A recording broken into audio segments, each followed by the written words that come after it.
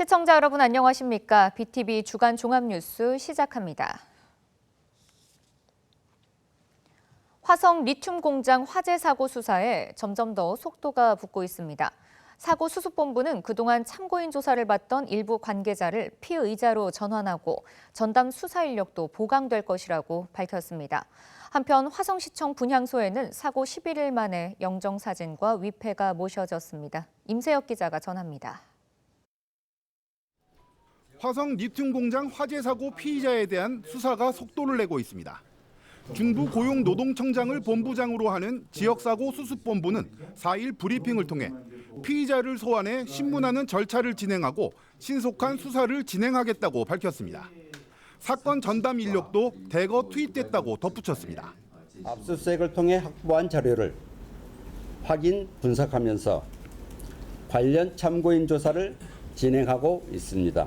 피의자도 소환하여 신문하는 절차도. 수습본부는 화재 발생 공장에 위험 물질이 일부 남아있는 상태라는 사실도 언급했습니다. 전문 처리 업체를 통해 신속히 반출할 것이며 작업자 안전에도 만전을 기하겠다고 전했습니다. 사업장 11개 동 전체에 대해 위험 물질을 조사하였고 사업장 내에 리튬 원재료 등 위험 물질이 일부 남아있는 것을 확인했습니다. 전문 처리 업체를 지정하여 신속히 반출할 계획이며 반출 과정에서 작업 계획서를 면밀히 검토하여 위험물을 처리하는 작업자들이 안전하게 작업할 수 있도록 하겠습니다. 이날 화성시청 추모 분향소에는 사고 11일째 만에 희생자들의 영정사진과 위패를 모시는 절차가 진행되기도 했습니다. 이 자리에 함께한 시민사회단체와 종교계는 더 이상 영정사진과 위패도 없이 분향소를 운영할 수 없어 이렇게 모시게 된 것이라며 아직 모셔지지 않은 분들은 유가족들이 마음의 준비를 다 마치지 못한 경우라고 설명했습니다. 우리 좋은 마음으로 좋은 세상, 고통 없고 가난 없는, 아픔 없는, 화재 없는 그런 세상에 모시도록 좋은 마음으로 이 행사, 이 진행할 만큼은 우리 좋은 마음으로 진행합시다. 한편 유가족들과 화성시 사이에서는 추모 분향소를 옮기는 문제로 마찰이 빚어지고 있습니다. 화성시는 시청을 찾는 다른 민원인들을 위해 시청 옆 문화센터로 옮기는 게 좋겠다는 입장인 반면 유가족들은 화성시가 우리를 내치려 한다며 반발하고 있습니다. BTV 뉴스 임세혁입니다. 화성 리튬 전지 공장 화재 사고 이후 우리 주변에 유해 화학 물질을 다루는 곳이 어디 있는지 알고 싶어하는 도민들이 많아졌는데요. 이런 궁금증을 풀어줄 수 있는 정보를 경기도 소방재난본부가 제공하고 있습니다. 바로 경기안전대동여지도라는 스마트폰 어플인데요. 어떤 내용을 담고 있는지 최용진 기자가 살펴봤습니다. 지난 6월 24일 화성 리튬 전지 제조 공장에서 발생한 화재로 하늘이 온통 검은 연기로 뒤덮였습니다. 화재 원인은 유해 화학 물질로 구분되는 리튬 전지의 폭발. 화재 이후 도민들은 주변에 비슷한 유해한 물질 취급업소가 있는지 궁금증이 커지고 있습니다. 우리 화성이 공장이 많잖아요. 저희 집 주변에도 많고 근데 거기 무슨 일을 하고 어떤 위험 물질이 있는지 모르니까 마음이 조금 불안하기는 해요. 이러한 도민들의 궁금증을 풀어줄 수 있는 스마트폰 어플이 있습니다. 바로 경기도 소방재난본부가 무료로 제공하고 있는 경기안전대동여지도 앱. 경기안전대동여지도 앱은 사용자 위치 기반으로 사용자 주변에서 발생하는 각종 재난과 화재, 그리고 교통사고 등을 실시간으로 알려줍니다. 특히 지난 2020년부터는 도내 화학사고 예방과 대응 능력 강화를 위해 다양한 화학물질 정보도 탑재하고 있습니다. 내 주변의 화학물질을 다루고 있는 대상 사업장의 위치와 해당 사업장이 보유하고 있는 화학물질 종류 및 배출량, 그리고 화학사고 이력 등이 경기안전대동여지도 앱을 통해 제공됩니다. 실제 사고 나는 걸 대비해서 그 업체에서 사용하는 물질, 그다음에 사고 났을 때 대피할 수 있는 인근에 있는 장소까지도 제공하고 있고요. 사고 났을 때 대응하는 매뉴얼도 같이 포함을 하고 있습니다. 경기안전대동여지도는 구글 플레이 스토어나 앱스토어를 통해 설치하면 누구나 이용할 수 있습니다. 경기안전대동여지도를 통해 우리 주변에서 발생하는 다양한 사회 재난을 좀 더 빠르게 확인한다면 사후 대비에도 큰 도움이 될 것으로 보입니다. BTN 뉴스 최용지입니다. 경찰이 화성 전지 공장 화재 사고 유족들을 대상으로 관련 수사 내용을 공유하는 설명회를 개최합니다. 경기 남부경찰청 화재사고 수사본부는 오는 8일 오전 10시 30분 화성시청에서 이번 화재사고 유족들을 대상으로 수사 상황 설명회를 열 예정이라고 밝혔습니다. 경찰은 지난달 26일 공장에서 확보한 압수물 분석과 참고인 조사를 통해서 화재 경위에 대한 수사를 진행하고 있습니다. 경찰은 앞으로 주요 수사 사항을 언론 공보 전에 유족들에게 먼저 전달하겠다는 방침을 밝혔습니다. 지난 5일 오전 화성시 전곡 산업단지에 있는 한 잉크 제조업체에서 불이 나 소방당국이 한때 대응 1단계를 발령해 진화 작업을 벌였습니다. 불은 약 3시간 반 만에 진화됐고 작업자들이 모두 대피해서 인명피해는 나지 않았습니다. 해당 공장에는 아세트산 에틸, 메틸에틸 케톤 등 유해 화학물질이 보관된 것으로 전해졌습니다. 불이 난 공장은 최근 노동자 23명이 사망한 1차 전지업체 아리셀 공장과 400여 미터 떨어져 있었습니다. 소방당국은 정확한 피해 규모와 화재 원인을 조사하고 있습니다. 용인 수지구의 아파트 공동 현관 지붕이 무너졌습니다. 다행히 인명피해는 없었는데요. 주민들은 부실 시공이 아닌지 우려하는 가운데 아파트에 대한 조사가 진행 중입니다. 김효승 기자가 보도합니다. 아파트 공동 현관 지붕이 꺾인 채 매달려 있습니다. 용인 수지구의 한 아파트에서 공동 현관 지붕이 무너져 내린 건 지난 1일. 2시 20분이에요, 대강. 엄청 소리 크게 들렸어요. 보니까 이게 중간에 매달렸잖아요. 이곳은 지붕이 무너진 아파트 공용 현관 현장입니다. 지금은 잔해는 모두 치워졌고요. 보시는 것처럼 지붕 부분은 흰색 비닐로 덧씌워진 상태입니다. 사고 당시 지나는 이가 없어서 다행히 인명피해는 발생하지 않았지만 주민들 사이에선 부실 시공 우려가 나옵니다. 일부 주민들은 무너진 지붕에 철근이 보이지 않았다며 의혹을 제기했습니다. 전문가는 아니지만 철근으로 좀 단단하게 고정되어야 할 부분이 당연히 고정되어야 할 부분이 없어서 다른 라인들도 다 똑같이 그렇게 시공이 됐다고 하면 솔직히 뭐 순살 아파트 선다 그러면 쪽팔리기는 하죠. 이곳은 지은 지 30년 된 아파트로 노후화에 대한 우려로도 번지는 상황. 아직까지 재건축을 해야 된다 이런 것까지는 여기 생각은 안 했거든요. 리모델링만 반대를 하고 있었지. 근데 이렇게 되면 이제 안전진단이 정말로 골조 자체, 기둥 그 자체가 철근이 얼마나 들어갔으면 그게 확실했으면 좋겠어요. 한편 이번 사고에 대해 시공사 측은 공동현관 지붕에 철근이 들어있었다고 해명했습니다. 시공사는 공동현관 복구공사를 진행하는 한편 2주 동안 아파트 전체의 공동현관에 대해 안전진단을 할 계획입니다. 용인시는 진단 결과 등을 바탕으로 시공 과정에 문제가 없었는지 살피겠다고 밝혔습니다. BTV 뉴스 김효수입니다. 경기도의회 후반기 원구성을 두고 잡음이 끊이지 않고 있습니다. 교섭단체 양당 대표단이 원구성 합의를 마쳤지만 개혁신당에 이어 이번엔 여당인 더불어민주당 내부에서도 반발이 나오고 있는데요. 긴급 의총까지 소집됐습니다. 박희붕 기자가 보도합니다. 경기도의회 민주당 의원 28명은 긴급 의원총회 소집 요구서를 교섭단체에 제출했습니다.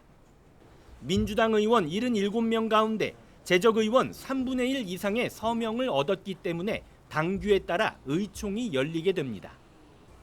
의총 소집을 요청한 의원들은 민주당과 국민의힘 대표단이 후반기 원구성 사항에 합의한 건 문제의 소지가 있다고 주장하고 있습니다. 당규 조직 규정에 따라 원내 운영과 관련한 주요 사항은 의총 보고 대상임에도 이 과정에 어떠한 공지도 없었다는 겁니다. 의총에 마땅히 보고되고 의견 수렴을 했어야 되는 내용인데 일방적으로 그냥 우리 당 의원들이 의견을 안 듣고 수렴을 안 하고 그냥 간 거기 때문에 열흘 전 교섭단체 양당 대표단은 후반기 의장은 다수당인 민주당에서 맡고 상임위원장은 민주당이 6개, 국민의힘이 7개를 맡기로 합의했습니다. 민주당 내부에서는 후반기 다수당을 차지했음에도 국민의힘의 상임위원장을 한 자리 더 넘겨준 것에 대한 문제가 제기되고 있습니다. 민주당 대표단은 이르면 다음 주 초 의총을 연다는 계획입니다. 국민의힘 대표단과의 합의 내용은 끝까지 지키겠다는 입장이지만 당내 반발 의견을 어떻게 설득시키느냐가 관건이 될 전망입니다. 앞서 양당 합의에 문제를 삼았던 개혁신당이 국민의힘 의장 후보를 지지하고 나선 가운데 원구성 셈법은 제각각이 돼버린 상황. 다수당 중심으로 의장단과 상임위원장 자리를 나누는 관행이 반복되면서 도의회는 2년마다 눈살찌 풀이는 갈등을 재현하고 있습니다. BTV 뉴스 박희부입니다. 후반기에 접어든 제12대 수원시의회가 원구성을 마쳤습니다. 민주당과 국민의힘 사이의 갈등은 여전한데요. 의장단과 상임위원장 5자리를 민주당과 진보당 무소속 의원이 모두 차지했습니다. 이에 반발한 국민의힘 의원들이 삭발 릴레이를 시작했습니다. 이재우 기자의 보도입니다. 민주당은 사과하라! 사과하라! 사과하라! 사과하라! 사과하라! 사과하라! 수원시의회 국민의힘 의원들이 한자리에 모였습니다. 후반기 원구성을 독식한 민주당을 비판하고 나선 의원들은 민주당 의원들에게 협치를 하라며 목소리를 높였습니다. 남성 의원들은 삭발을 통해 반발의 뜻을 나타냈습니다. 3일부터 삭발 릴레이를 시작한 국민의힘 남성 의원들은 민주당이 원구성을 백지화하고 합의에 나설 때까지 매일 한 명씩 삭발을 할 계획입니다. 후반기 수원시의회는 의장과 부의장, 상임위원장 5자리를 민주당을 포함한 범야권이 독식한 상태입니다. 수원 시민의 선택은 아직까지 18석으로 국민의힘이 다수입니다. 그런 시민의 선택을 외면하고 다수당인 국민의힘과 협치하지 않는 민주당의 이러한 독주를 막고자 릴레이 삭발식을 진행하고 있습니다. 현재 수원시의회는 국민의힘 18석, 민주당 17석, 진보당 1석, 무소속 1석으로 구성되어 있습니다. 그렇다면 국민의힘이 다수당인데 19석인 범야권에 밀려 모든 직위에서 배제된 겁니다. 국민의힘 의원들은 다수당이 원 구성에서 배제된 선례가 없었다며 합의를 통해 원 구성을 다시 해야 한다고 주장하고 있습니다. 만약 민주당이 합의에 응하지 않는다면 등원 거부나 안건 부결 등의 실력 행사에 나설 방침입니다. 저희는 시민의 선택이 존중받을 수 있게 여러 가지 방법들을 지금 구상하고 있습니다. 그리고 그 중간이라도 민주당에서 대화를 같이 할 수 있는 기회가 있다면 더 이상 하지 않을 거니까요. 그건 그 다음 상황을 민주당이 어떤 스탠스를 보고하지 않을까 생각하고 있습니다. 한편 전반기엔 정당 간 합의를 거쳐 다수당인 국민의힘이 의장과 상임위원장 3자리를, 민주당은 부의장과 상임위원장 2자리를 가져갔습니다. BTV 뉴스 이재우입니다.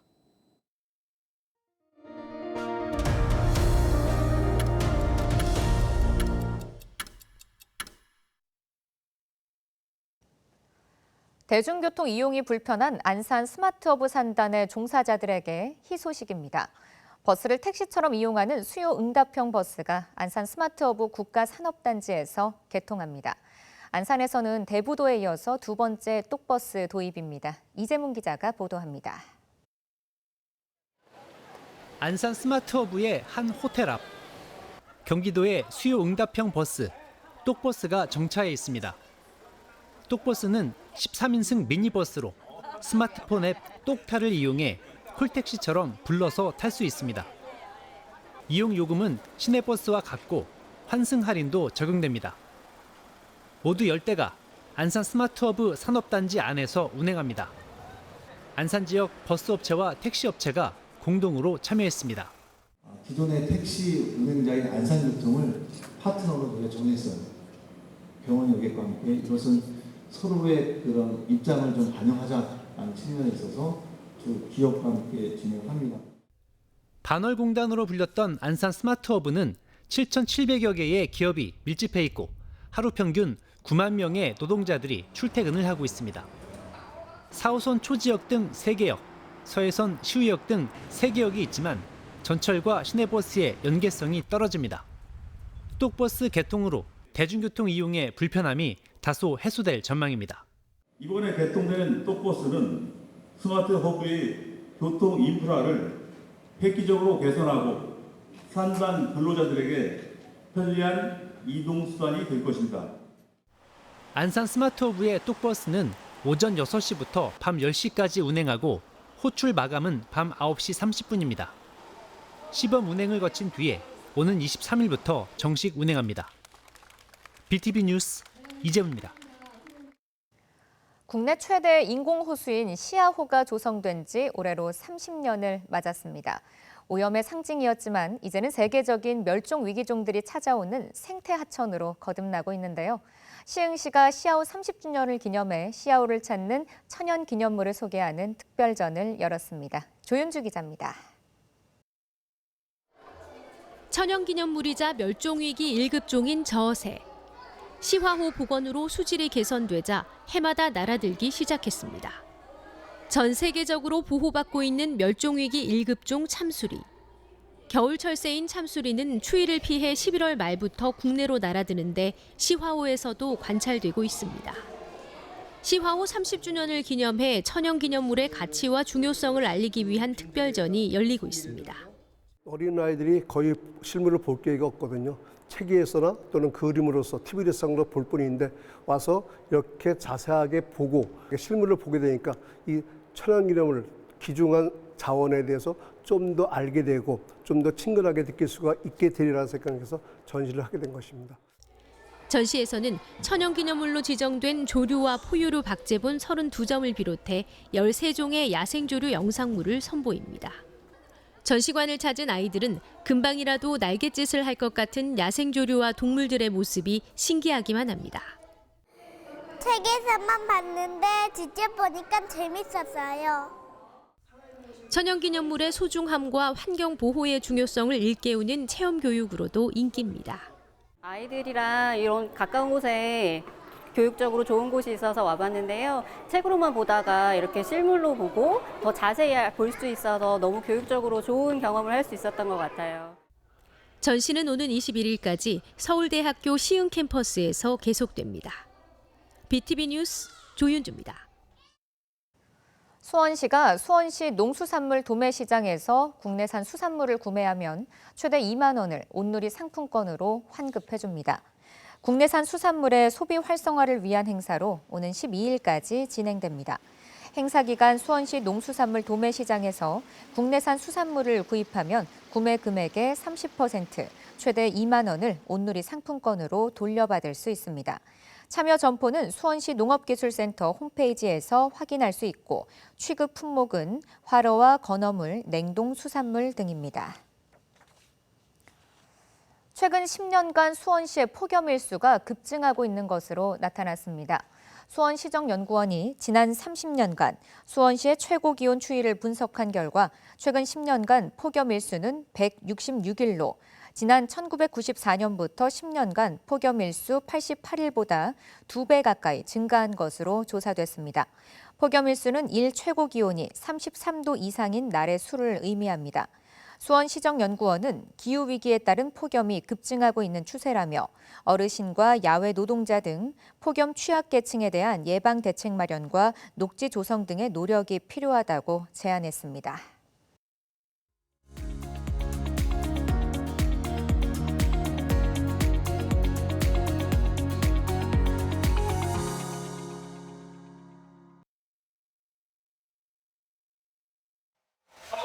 택시 부서가 안 잡혀요. 우리가 일하는 공장에서 불이 난다면 절대로 잊지 말아야 하는 두 가지. 휴게소와 신속한 대피입니다. 휴게소가 어렵다면 신속하게 대피해 주셔야 하는데요. 그때는 빨리 모든 사람에게 화재 사실을 알릴 수 있도록 그 외치면서 안전한 곳으로 대피해 주십니다. 일일도 신고보다는 여러분의 안전을 위해서 대피가 먼저입니다. 그 다음에는 공장 내 모든 사람들이 화재 사실을 알 수 있도록 발생기를 작동시켜 주시면 됩니다. 그때 이 부분이 사람 소리가 날 수 있도록 세게 눌러 작동시켜주세요. 불이 났을 때 불뿐만 아니라 연결이 피하는 것도 굉장히 중요한데요. 이때 호흡기를 하고 버텨주시면 되는데 주변에 물이 있다면 옷소매나 수건에 물을 덮어서 호흡기를 하고 외국까지 들어가지 않게 해주시면 되고요. 만약에 물이 없다고 하더라도 우리가 입고 있는 옷소매를 이용해서 호흡기를 하고 버텨주시면 됩니다. 대피 방향은 초록색 사람이 뛰어나가고 있는 이 아이콘이 그려진 표지판이나 피난 유도등을 활용하시면 됩니다. 이 표지판과 피난 유도등이 있는 주변에는 우리가 대피할 수 있는 안전한 문이 있기 때문인데요. 불이 난다면 정전이 될 수 있고 검은 연기로 인해서 방향을 잡기 어려워집니다. 그 때문에 한 손으로는 벽을 두드리면서 대피를 해줄 겁니다. 연기는 천장으로 올라가서 천장부터 바닥까지 채워나가는 습성이 있습니다. 때문에 우리는 몸을 더 낮춰서 산소를 더 확보해준 상태로 대피할 겁니다. 우리가 대피할 수 있는 안전한 문을 발견했다면 손잡이를 덥석 잡거나 문을 열어서는 안 되는데요. 왜냐하면 문 밖에 있는 불로 인해서 문이 달궈져서 파상을 입을 수도 있고 문이 급격하게 열려서 산소가 급격하게 들어와 백드리프트라는 폭발 현상이 일어날 수도 있기 때문입니다. 때문에 손을 이용해서 문 주위의 열기를 탐색한 후에 안전하다고 판단된다면 손잡이를 잡고 문을 열고 탈출해 주시면 됩니다. 안녕하십니까? 경기도 소방재난본부 손윤석입니다. 최근 공장 화재로 안타까운 사망사고가 있었습니다. 공장 내에서 화재가 발생한다면 신속한 대피, 초기 소화가 제일 중요합니다. 하지만 초기 소화보다 중요한 건 우리의 안전입니다. 초기 소화는 위험하지 않은 선에서 시도되어야 합니다. 화염이 거세거나 급격히 연소 확대될 수 있는 위험물에서 화재가 발생했다면 초기 소화를 시도하기보다 재빨리 주변에 화재 사실을 알리고 신속히 대피해 주시기 바랍니다. 안전한 곳으로 대피한 후 나의 안전이 확보되었다면 그때 119에 신고해 주시고 주변 공장에도 화재 사실을 알려 대피를 유도해 주세요. 119에 신고할 때 공장 근로인원, 위험물 등 각종 정보를 제공해 주시면 출동하는 소방대원의 신속한 소방활동에 큰 도움이 됩니다. 화재는 발생하기 전 미리 예방하는 것이 더욱 중요합니다. 공장 내 소방시설을 미리 정비하고 알아두시기 바랍니다. 공장에서 다루는 위험물에 맞는 소화기와 주수 소화가 가능한 옥내 소화전, 대피로를 안내해주는 피난유도 등 이외에도 화재 발생 시 도움이 되는 소방시설을 미리 준비하고 사용법을 알아두시는 것이 도움됩니다. 유류 등 위험물은 지정된 장소에 안전하게 취급하도록 별도 관리가 필요하고 화재 위험 구역은 화재 금지 구역을 설정해 관리자를 지정해 감독하는 것이 좋으며 절대 금연입니다. 사전에 화재 안전 교육과 소방 조직을 편성해 정기적인 교육과 훈련을 실시해 주시고 안전한 대피로 확보를 위해 방화문과 대피로 주변에는 물건을 적재하지 말아 주시기 바랍니다. 여러분의 안전한 오늘이 내일도 계속될 수 있도록 경기도 소방재난본부도 최선을 다하겠습니다. 고맙습니다. 이상으로 BTV 주간 종합뉴스 마칩니다. 시청해주신 여러분 고맙습니다.